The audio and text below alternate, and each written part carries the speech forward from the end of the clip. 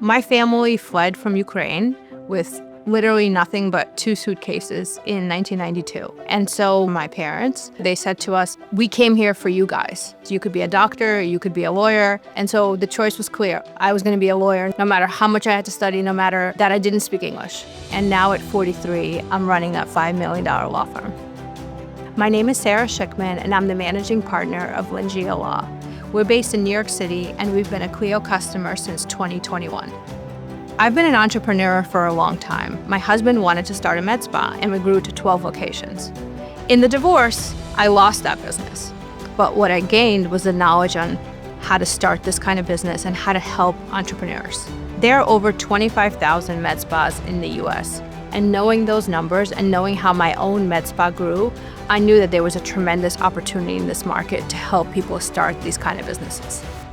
Many of our clients are first-time entrepreneurs. A lot of our clients are female, people who've never had a business education or don't know how to start a business. We've helped clients start from one room, literally 200 square feet, to selling to private equity for several millions of dollars. And they come to us from being a shy person who never started a business before, not knowing much, to being a fully independent, empowered person who can do whatever she wants to do and is not scared of anything.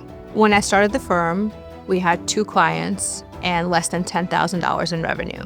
And now we have over 1,700 clients and more than $5 million in revenue. And for multiple years, we've achieved over 100% year-over-year growth. We've grown so fast because when clients hire us, they realize that we've been in their shoes before and we can help them faster, better, and more accurately than our competitors. I think everyone is capable of incredible things. You can do anything you put your mind to. You just have to create the opportunity.